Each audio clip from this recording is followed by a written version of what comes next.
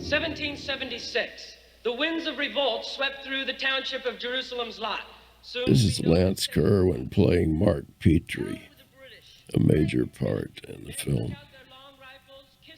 This was a difficult scene to shoot because I had to imagine what a junior high school play would look like, and especially in its rehearsal stages. It gives us information about the territory around Salem's Lot and Jerusalem's Lot. And it was a nice background for the meeting of Ben Mears and Jason Burke, Lou Ayres, who had been his teacher when Ben Mears lived there in Salem's Lot as a child. But they had fought for the greatest treasure of all, liberty. Oh, beautiful fortress. Recently come off of The Deer Hunter. Had quite a nice part in The Deer Hunter. I really liked filming in Ferndale. Traffic control was easy. They really let us use the town properly. It was non-threatening, and I think the people of Ferndale loved having us there. Get in. No. Susan. You have no right to do this. You said you loved me. You've said it. That was 100 years ago. Has nothing to do with it. So you were doing something up at the lake. Oh, please.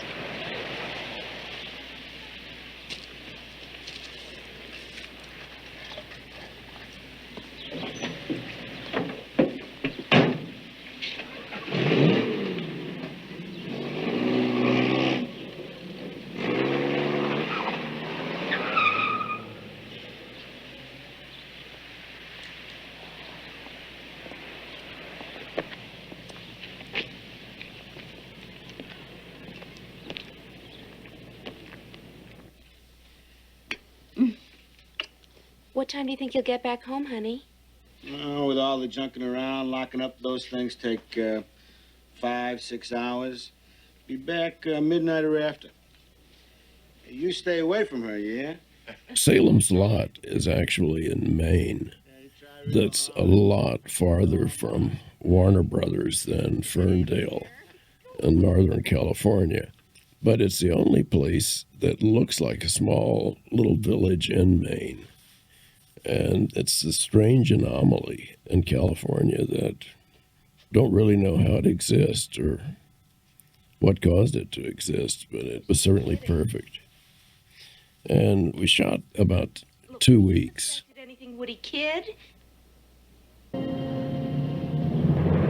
I love the story of Salem's Lot because it was the only vampire story that attracted me, because I could buy Frankenstein, but I never really cared for vampires until I read Salem's Lot. Kobritz and I wanted the vampire to be an absolute monster. That was a change.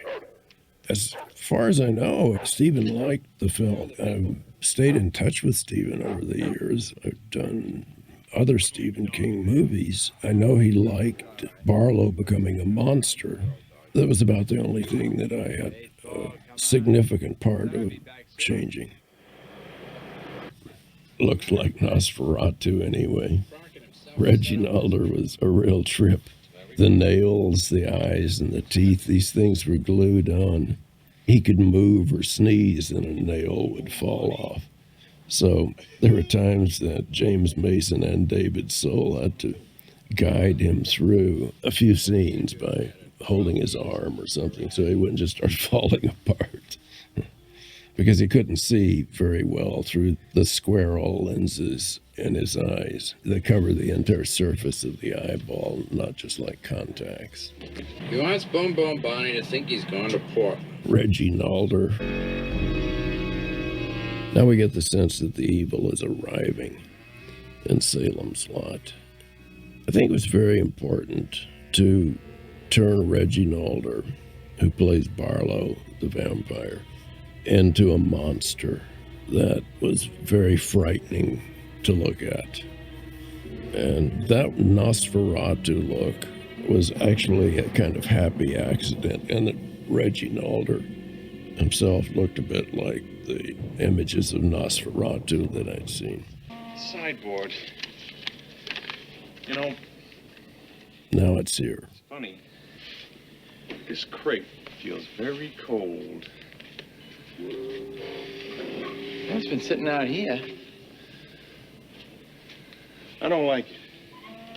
I mean, it's really strange. Also a nice savings here that actually gave me the ability to shoot this scene a little faster was this set that is supposed to be down by the water and is actually just the sound stage wall that the police officer, the guard, is sitting next to, and you can see out and to Warner Brothers through the open door.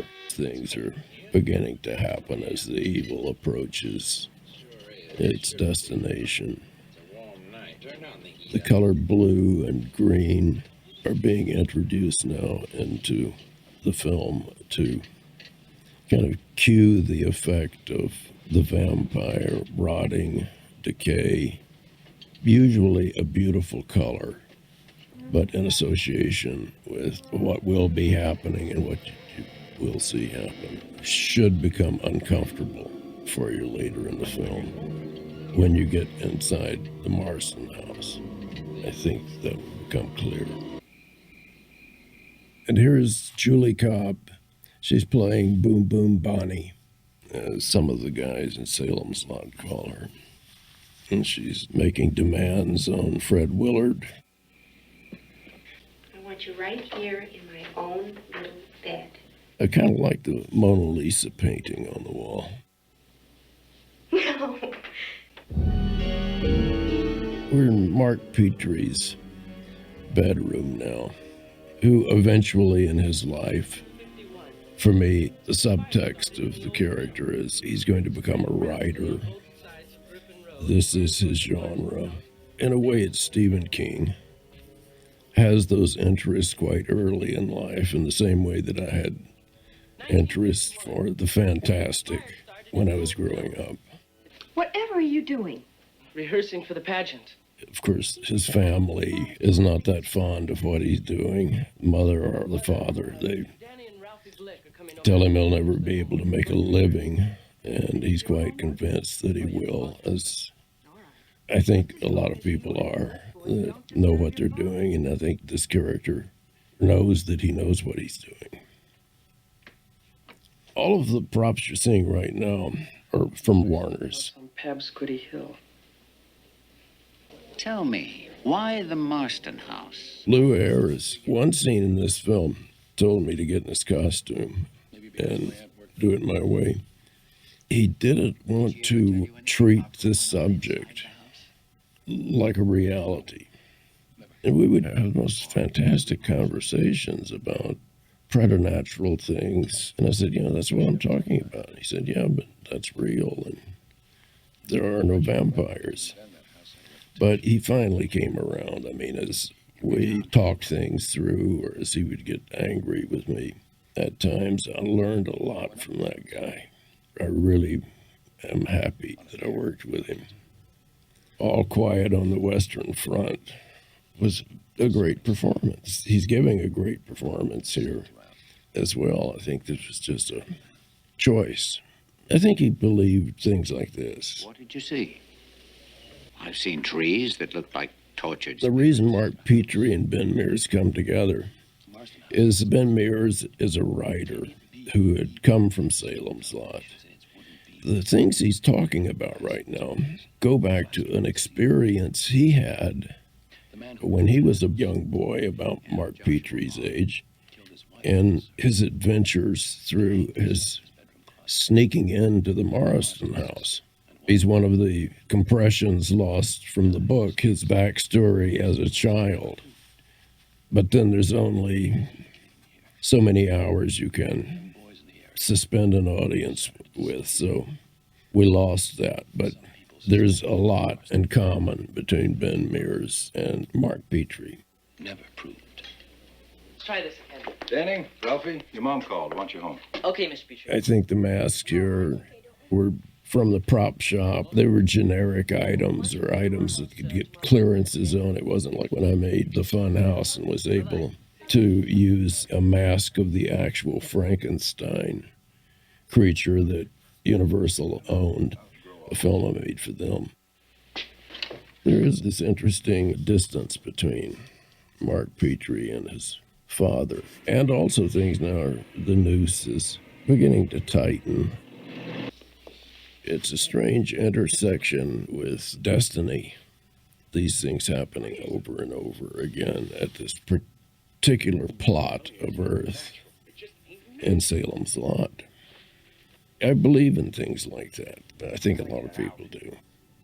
I know the natives of this country believed in things like bad places. Look, you can even see the lights of Jordan Avenue. You know that something is getting ready to happen bad. And there are some mechanics involved.